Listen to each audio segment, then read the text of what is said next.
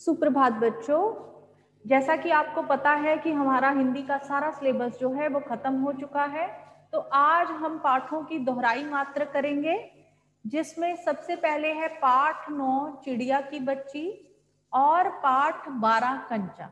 आज हम इन दोनों पाठों की दोबारा से दोहराई करेंगे, इनके क्वेश्चंस जो हैं, प्रश्न जो हैं वो डिस्कस करेंगे। ठीक है बेटा, तो शुरू करते हैं। पहले अपनी अपनी बुक्स निकाल लीजिए, अपनी कॉपीज जहां पे आपने प्रश्न उत्तर लिखे हैं वो भी निकाल लीजिए। राइट,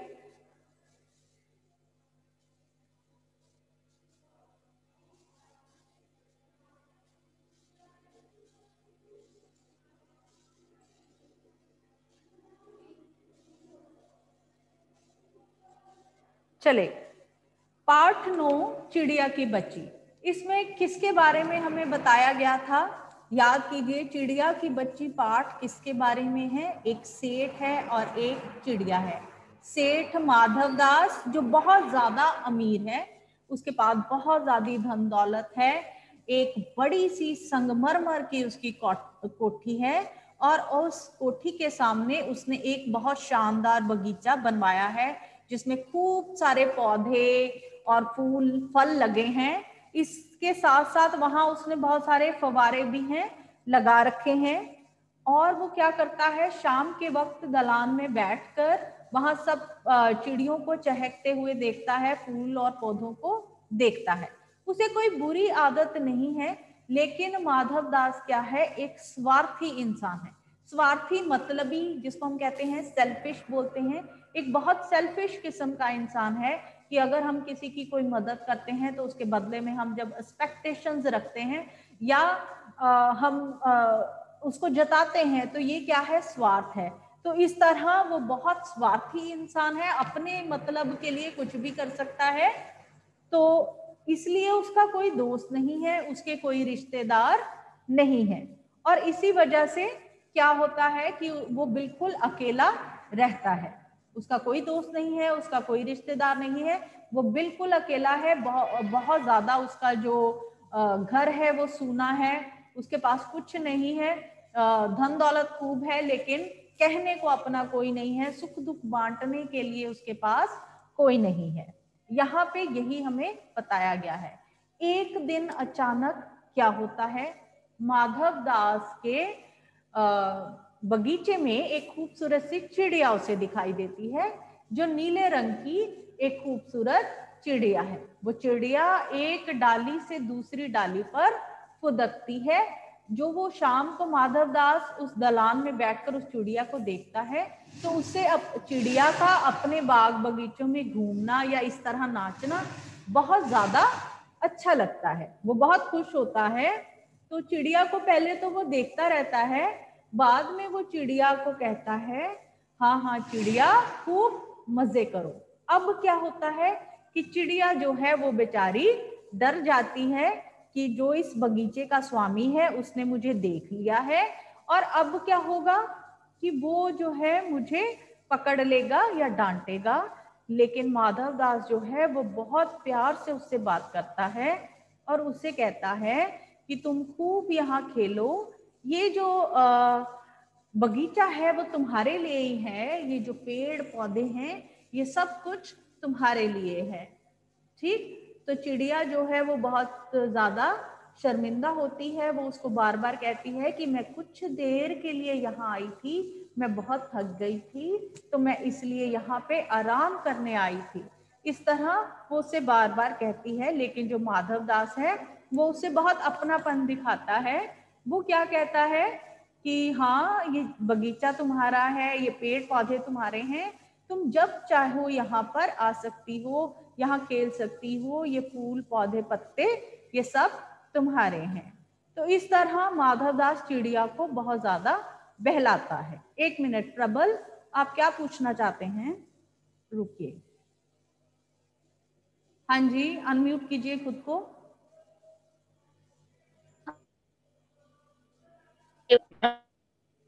पूछिए।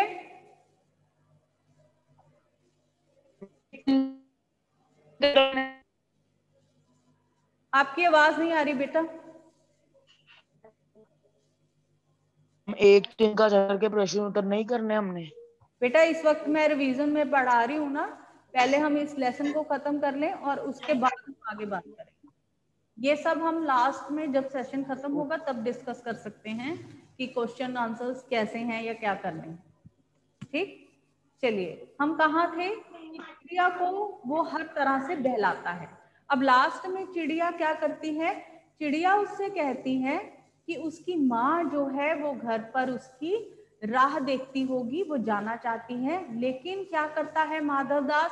बहुत सारे उसको प्रलोभन देता है, लालच देता है कि ये घर तुम्हारा है, तुम यहीं रह जाओ, मैं तुम्हारे लिए क्या करूंगा। अब वो उसको और लालच देता है कि मैं तुम्हारे लिए एक सोने का पिंजरा बना दूंगा और उस सोने के पिंजरे में सोने की ही कटोरी होगी जिसमें तुम खाना खाओगी, और पिंजरे में मैं क्या लगवा दूंगा? एक मोतियों की झालर लगवा दूंगा जिस पर तुम बैठोगी या नाचोगी। तो चिड़िया उन सब बातों को सुनकर कोई अच्छा सा रिस्पॉन्स नहीं देती है। वो हमेशा कहती है कि मैं इस झालर का क्या करूंगी, मैं पिंजरे का क्या करूंगी, अगर पिंजरा सोने का है तब भी मैं क्या करूंगी। वो बार बार उससे यही दोहराती है, यही कहती है कि वो घर जाना चाहती है। क्यों? क्योंकि उसकी माँ उसके इंतजार में बैठी होगी। जब माधव दास को ये लगता है कि चिड़िया जो है उसकी बातों में नहीं आ रही है, उसके इतने ज्यादा लोभ देने, लालच देने पर भी वो नहीं मान रही है, तो वो क्या करता है? वो अपने नौकर को इशारा करता है कि जैसे भी करके इस चिड़िया को पकड़ लो। अंत में वही उसका शैतानी दिमाग, वो क्या करता है? अपने स्वार्थ के लिए, अपनी खुशी के लिए चिड़िया को पकड़कर पिंजरे में बंद करना चाहता है। ठीक, अपने मतलब के लिए कि जब मेरा मन करे मैं चिड़िया को देखूं और खुश हो जाऊं। और क्या करना चाहता है? चिड़िया को पिंजरे में बंद करना चाहता है, चिड़िया की आजादी जो है वो खत्म करना चाहता है।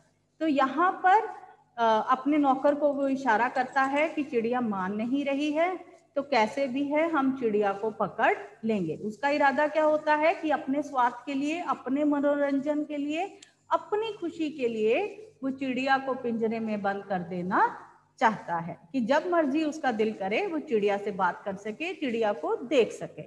अब क्या होता है? जब वो नौकर को कहता है कि चिड़िया को पकड़ लो, तो अचानक से जो है वो दोनों उसको पकड़ने की कोशिश करते हैं। चिड़िया जो है वो थोड़ी घबराती है, नौकर के हाथ में भी आ जाती है, लेकिन अचानक से वो जैसे झटकती है अपने आप को और उड़ जाती है। वो उसके पंजे में नहीं आती क्योंकि उसके जो पर हैं, उसके जो विंग्स हैं वो बहुत ज्यादा मुलायम होते हैं। कोशिश करता है वो नौकर उसको पकड़ने की, लेकिन चिड़िया जो है वो माधव दास के पंजे से भाग निकलती है। ठीक है, तो इस तरह कहानी में अंत में जब चिड़िया अपने घर पहुंचती है, वो बहुत डरी हुई होती है। उसकी माँ उससे पूछती है क्या हुआ, तो वो कुछ नहीं बताती है, बल्कि अपने माँ के गोद में सर रख के रोती है और सोती है। तो यहाँ पे ये बताया है कि जीवन में हम कहीं भी चले जाएं, लेकिन हम सबसे ज्यादा सुरक्षित कहाँ महसूस करते हैं?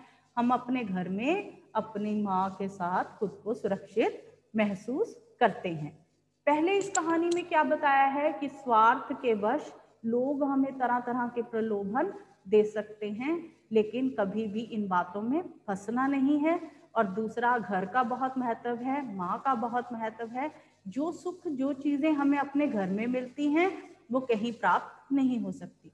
तीसरा, इसमें बताया गया है कि आजादी जो है वो सबको प्यारी है। वो छोटी से छोटी चीज को भी, अपनी पक्षी को, पशुओं को, मनुष्य को, सबको अपनी आजादी प्यारी है। कोई भी पिंजरे में बंद होकर नहीं रहना चाहता। ठीक, चाहे वो पिंजरा सोने का हो या उसमें कटोरी सोने की हो या मोतियों की झालर हो, लेकिन पिंजरा तो पिंजरा ही है। तो जो एक गुलामी है वो कोई भी स्वीकार नहीं करना चाहता। हमें भी क्या करना चाहिए? पशु और पक्षियों को कभी भी पिंजरे में बंद करके नहीं रखना चाहिए। अपने स्वार्थ के लिए हम ऐसा नहीं कर सकते। ठीक, ये चैप्टर हमने बहुत बार किया है, इसकी 2 बार वीडियो भेजी जा चुकी है, दोहराई हम कर चुके हैं। सबसे पहला चैप्टर था, तो इसके प्रश्न उत्तर भी हो चुके हैं। अब आते हैं इसके प्रश्नों पर, एक बार कर लेते हैं। किन बातों से ज्ञात होता है कि माधव दास का जीवन संपन्नता से भरा था और किन बातों से ज्ञात होता है कि वो सुखी नहीं था? अब आप में से कौन कौन इसका आंसर देना चाहता है? Raise your hand. हम सब दोहराई कर रहे हैं, इसके पहले आप इस कक्षा परीक्षा में इसका टेस्ट भी दे चुके हैं। प्लीज रेज योर हैंड अगर आपको इसके आंसर्स पता हैं। यस बानी, अनम्यूट योरसेल्फ बेटा। मैम एक बार क्वेश्चन रिपीट कर दो। हाँ, किन बातों से हमें पता चलता है कि माधव दास का जीवन संपन्नता से भरा है और किन बातों से हमें पता चलता है कि माधव दास जो है वो सुखी नहीं था? माधव दास का जीवन संपन्नता से भरा है। उसके पास एक बहुत बड़ी संगमरमर की कोठी है। हाँ। उसके सामने ही एक बहुत सुंदर बगीचा है, पर पैसे के होने के बावजूद भी उसका कोई रिश्तेदार नहीं है और वह कोठी में अकेला रहता है। बिल्कुल बिल्कुल सही आंसर। कि किन बातों से पता चलता है कि माधव दास का जीवन संपन्नता से भरा है? कि उसकी बहुत बड़ी कोठी थी, बहुत सारे नौकर चाकर थे और बहुत बड़ा बगीचा था। उसके पास धन दौलत की कोई कमी नहीं थी। इन बातों से हमें पता चलता है कि माधव दास का जीवन जो है संपन्नता से भरा है। और सेकंड इसका ऑप्शन क्या है, पैरा क्या है? किन बातों से पता चलता है कि वो अपने जीवन में सुखी नहीं था? इतनी धन दौलत होने के बावजूद भी उसका कोई रिश्तेदार नहीं था, कोई दोस्त नहीं था, वो इतने बड़े घर में अकेला रहता था। इन बातों से हमें पता चलता है कि वो एकाकी था, वो खुश नहीं था, वो दुखी इंसान था। ठीक है बेटा। नेक्स्ट क्वेश्चन, माधव दास क्यों बार बार चिड़िया से कहता है ये बगीचा तुम्हारा है? क्या माधव दास निस्वार्थ मन से ऐसा कह रहा था? अदीश, अनम्यूट योरसेल्फ बेटा। Yes ma'am. बोलो। Yes ma'am. मैं बोलूं? आवाज नहीं सुनाई दे रही अदीश आपकी।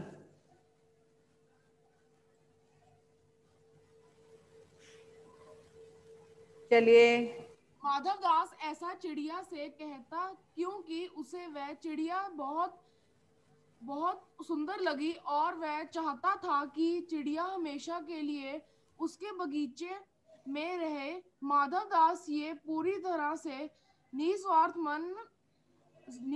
भाव से नहीं कह रहा था। वह चिड़िया को पिंजरे में बंद करके हमेशा के लिए उसकी सुंदरता को निहारना चाहता था। ठीक, बिल्कुल ठीक आंसर बेटा। माधव दास चिड़िया से बार बार ऐसा क्यों कह रहा था कि ये बगीचा तुम्हारा ही है? क्या वो निस्वार्थ मन से ऐसा कह रहा था? नहीं, माधव दास निस्वार्थ भाव से ऐसा नहीं कह रहा था। क्यों? क्योंकि वो बार बार वो क्या करना चाहता था? चिड़िया को पिंजरे में बंद करके रखना चाहता था, क्योंकि जब उसकी मर्जी आए वो तब उसके साथ खेलना चाहता था और बातें करना चाहता था। इसके लिए वो क्या करना चाहता था कि चिड़िया को हमेशा के लिए अपने पास पिंजरे में बंद करके रखना चाहता था। तो इसमें क्या था? उसी का स्वार्थ था, उसी का मतलब था, इसलिए वो निस्वार्थ भाव से ऐसा नहीं कह रहा था। शाबाश बेटा। आगे, कहानी के अंत में नन्ही चिड़िया का सेठ के नौकर के पंजे से भाग निकलने की बात पढ़कर तुम्हें कैसा लगा? हाँ जी दिया, वेट बेटा एक मिनट।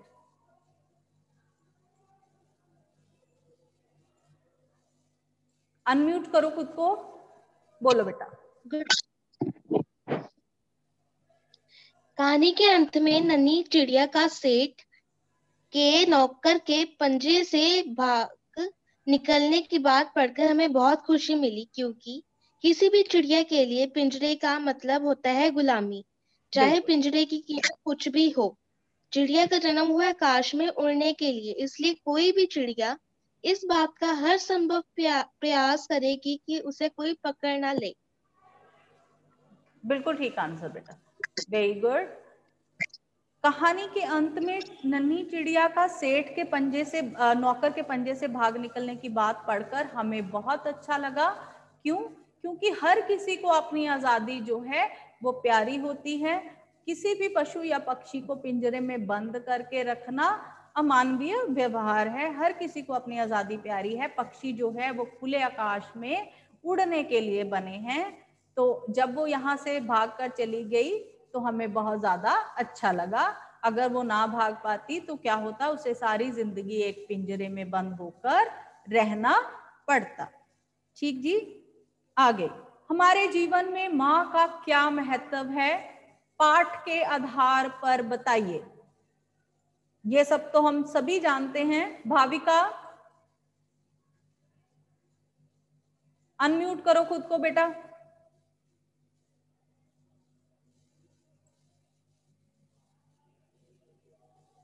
बच्चे मैं इधर से कर देती हूँ, आपको खुद करना पड़ता है अनम्यूट। अकुल बोलिए, अनम्यूट करो खुद को। Ma'am yes. हाँ जी बोलो। माँ का हमारे जीवन में क्या महत्व है? Ma'am yes. Ma'am please repeat again.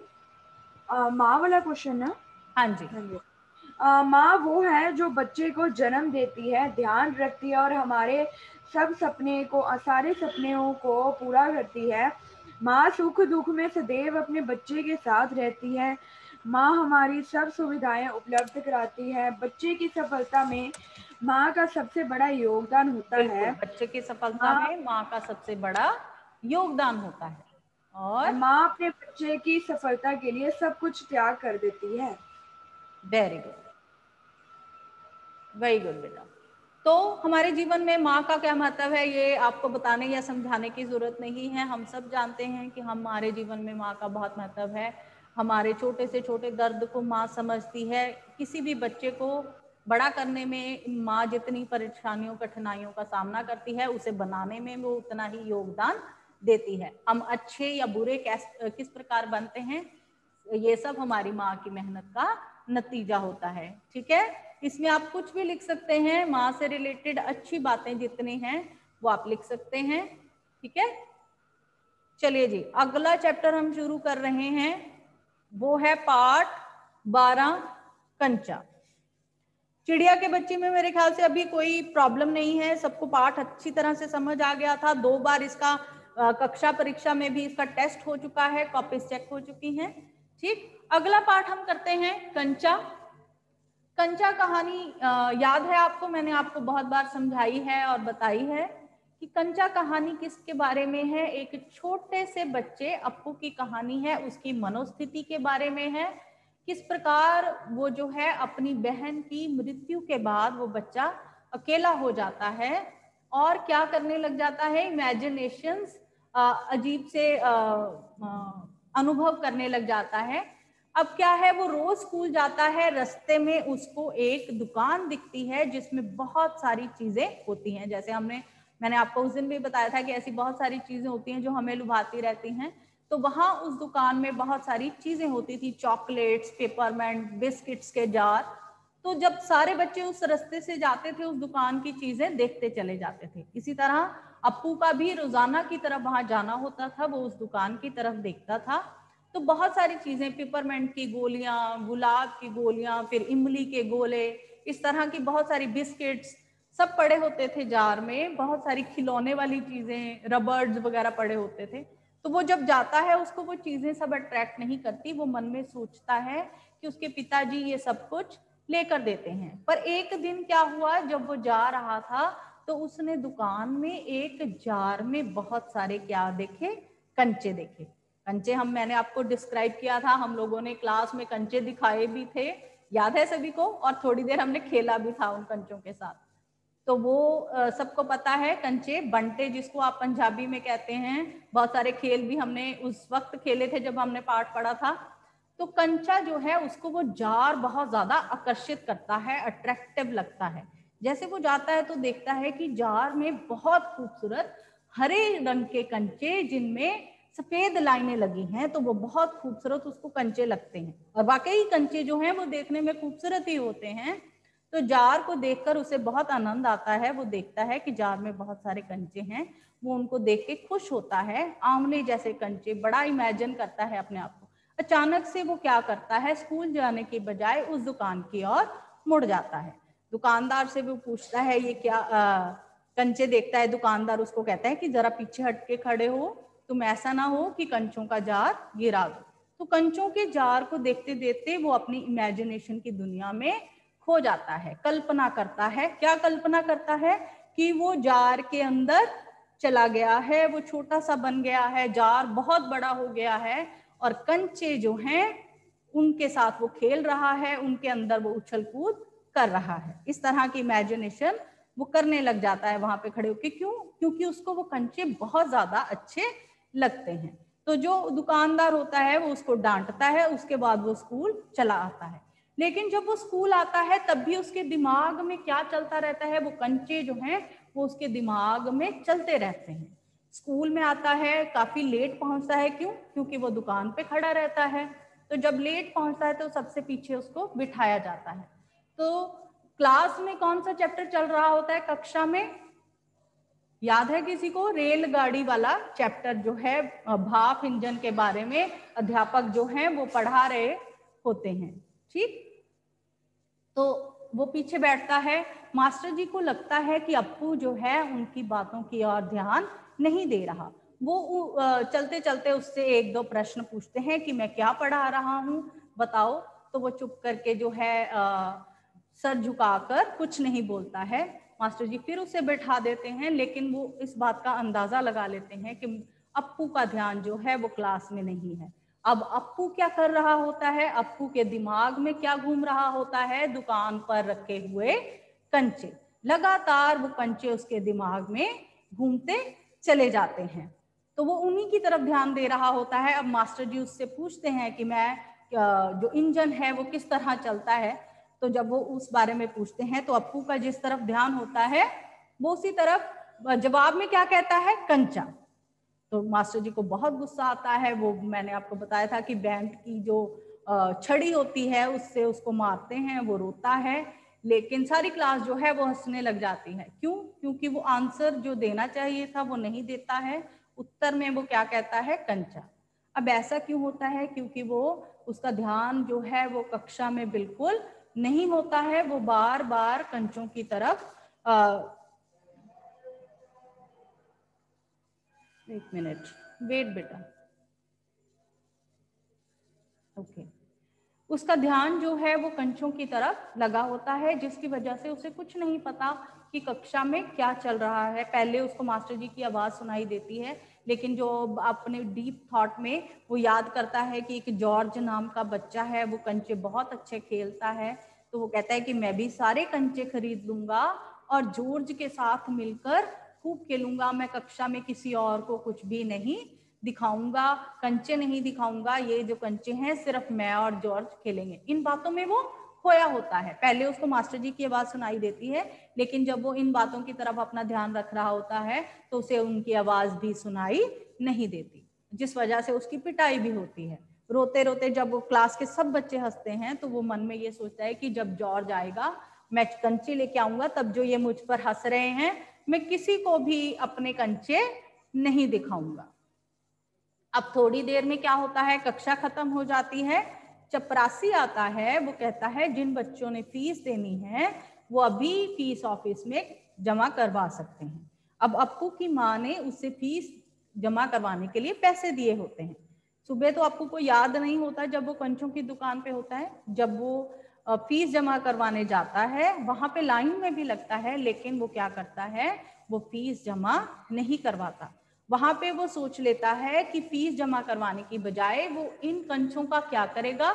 वो इन पैसों का क्या करेगा? वो इन पैसों से कंचे खरीदेगा। ठीक, तो यहाँ पे छुट्टी के बाद वो जल्दी से उस दुकान पे जाता है और जितने फीस उसकी कितनी होती है याद है सबको? मैंने बताया था 1.5 रुपया। उस टाइम पे बहुत पैसे की बहुत वैल्यू थी। कहानी आपकी बहुत पुरानी है। तो इस हिसाब से वो जो फीस के सारे पैसे होते हैं उससे वो क्या करता है? कंचे खरीद लेता है। पूरा जो जार है वो आ जाता है उस पैसे से। दुकानदार बड़ा हैरान होता है क्योंकि आज तक इतने सारे पैसों से किसी भी बच्चे ने कंचे नहीं खरीदे। हम अमूमन कितने खरीदते होंगे? 10 या 12 या 20। अब अप्पू क्या करता है? पूरा का पूरा जार जो है वो खरीद लेता है। तो वो जो दुकानदार है उसे बोलता है कि इतने सारे कंचे तो वो बैग में डाल लेता है सारे कंचे। अब कंचे उसको इतने अच्छे लगते हैं, हाथ में कंचे लेकर सड़क पे जा रहा होता है, वो भूल जाता है कि मैं सड़क क्रॉस कर रहा हूँ। तो अचानक बीच सड़क में उसके हाथ से कंचे गिर जाते हैं और वो वहीं बैठकर कंचे जो है वो इकट्ठे करना शुरू कर देता है। अब अचानक से एक रनिंग जो है रोड है उस पर कोई बच्चा बैठ जाए तो पीछे से जो गाड़ी आती है उसको अचानक से बहुत जोर से ब्रेक लगानी पड़ती है। क्यों? क्योंकि अप्पू जो है वो बीच सड़क पर बैठकर अपने कंचे जो है वो इकट्ठा कर रहा होता है। ड्राइवर को बड़ा गुस्सा आता है। तो ड्राइवर क्या कहता है कि कैसा बेवकूफ लड़का है जो बीच सड़क में दुर्घटना का ख्याल ना करके जो कंचे है वो इकट्ठे कर रहा है। तो अप्पू क्या करता है, कंचे उसको दिखाकर वो बोलता है देखो कितने सुंदर कंचे हैं, कंचे अच्छे हैं ना, तो हंसता है। तो ड्राइवर उसकी मासूमियत को देखकर बहुत ज्यादा हंसने लग जाता है। ड्राइवर को लगता है कि बच्चा कितना मासूम है, इसे अपनी जान की परवाह नहीं है, लेकिन क्या है ये लगातार कंचों की तरफ ध्यान दे रहा है। तो वो भी हंसता है। इसी तरह जो दुकानदार है वो भी हंसता है कि बच्चे की मासूमियत पर हंसते हैं दोनों, कि किस प्रकार उसे कंचे इतने अच्छे लगते हैं, वो ढेर सारे पूरे पैसों से कंचे पूरा जार खरीद लेता है। तो दुकानदार हंसता है। तो जब दुर्घटना के बाद वो ड्राइवर को कंचे दिखाता है तो ड्राइवर भी उसकी मासूमियत पर हंसने लग जाता है। ठीक, इसके बाद क्या होता है कि वो जब घर पहुंचता है वो अपनी माँ को कहता है कि देखो मैंने कंचे खरीदे हैं। उसकी माँ कंचों को देखती है तो उसने वो पूछती है कि ये कहाँ से लिए। वो बताता है कि उसने जो सारी फीस है उससे क्या कर लिया, कंचे खरीद लिए। अंत में उसकी माँ उससे पूछती है कि इतने सारे कंचे खरीद लिए पर खेलेगा किसके साथ। अब क्या होता है कि उसकी बेटी की मृत्यु हो चुकी है। पहले जो वो था उसी बच्चा जो है अप्पू था, अपनी बहन के साथ खेलता रहता था। उसकी माँ इस बात को याद करके रोने लग जाती है कि अप्पू की अब अकेला हो गया है, उसके साथ खेलने को कोई नहीं है। पहले उसकी बहन हुआ करती थी, अब जो है अप्पू बिल्कुल अकेले खेल रहा है। तो इस बात को लेकर वो उदास हो जाती है और वो रोती है। ठीक, अब इसके क्वेश्चन आंसर एक बार हम डिस्कस कर लेते हैं। फर्स्ट क्वेश्चन, वेट बेटा, कंचे जब जार से निकलकर अप्पू के मन की कल्पना में समा जाते हैं तब क्या होता है? हाँ जी, raise your hand. Varun, unmute yourself बेटा।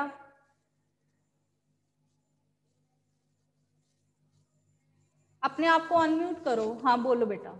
ये क्या कंचे होगा बच्चों तुमने? हाँ जी, गुड मॉर्निंग, बोलिए। कंचे जब जार से निकलकर अप्पू की मन की कल्पना में समा जाते हैं तब क्या होता है?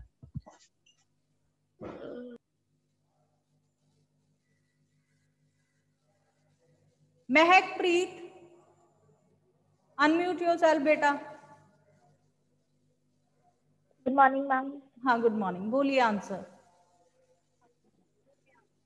कंचे जब जार से निकलकर अप्पू के मन की कल्पना में समा जाते हैं तब उसको लगता है कि वह छोटा हो गया है, होकर जार के अंदर चला गया है और वह उसके उन कंचों के साथ खेल रहा है।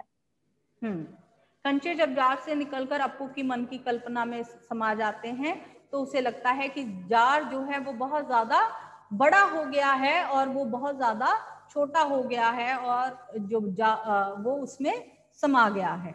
ठीक, आगे, दुकानदार और ड्राइवर के सामने अप्पू की क्या स्थिति है?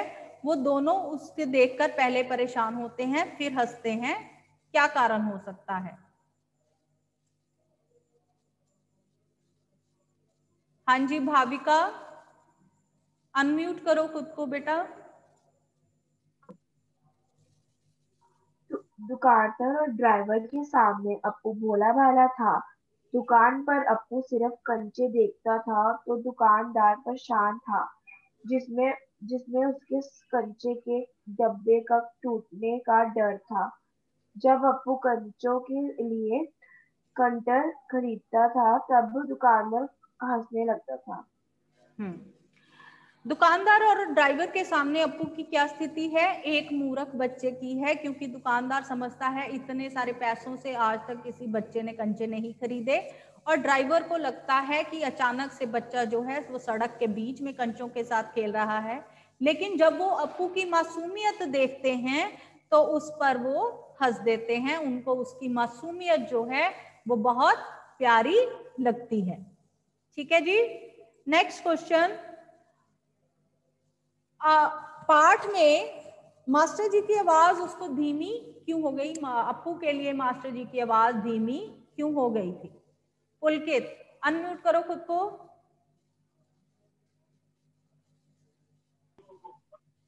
हाँ जी, मास्टर जी की आवाज धीमी क्यों हो गई थी?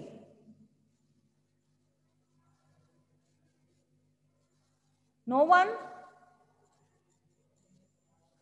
मास्टर जी की आवाज धीमी इसलिए हो गई थी क्योंकि अप्पू का ध्यान जो था वो सिर्फ कंचों में था और किसी बात में नहीं था। वो कंचों की कल्पना में खोया था, इसलिए वो मास्टर जी की ओर ध्यान नहीं दे रहा था, जिसकी वजह से उनकी आवाज जो है वो धीमी हो गई थी। आगे, अप्पू ने स्कूल की फीस क्यों नहीं दी? अरे बेटा, टाइम इज ओवर। गुरनूर, अपने आप को अनम्यूट करो। अप्पू ने स्कूल की फीस इसीलिए नहीं दी क्योंकि उसने उन पैसों से कंचे खरीद लिए थे। हाँ, अप्पू ने स्कूल की फीस इसलिए नहीं दी कि उन्होंने उस पैसे से कंचे खरीद लिए थे। पाठ के अंत में अप्पू की माँ उदास क्यों हो गई?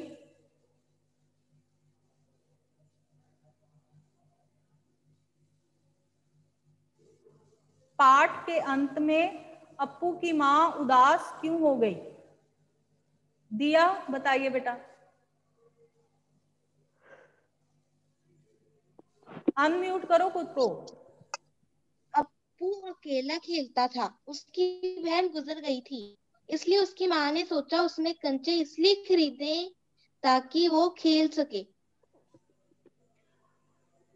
कहानी के अंत में अप्पू की माँ इसलिए उदास हो गई थी क्योंकि उसकी बेटी की मृत्यु हो गई थी और कंचे के साथ खेलने वाला, अप्पू के साथ खेलने वाला अब कोई नहीं था।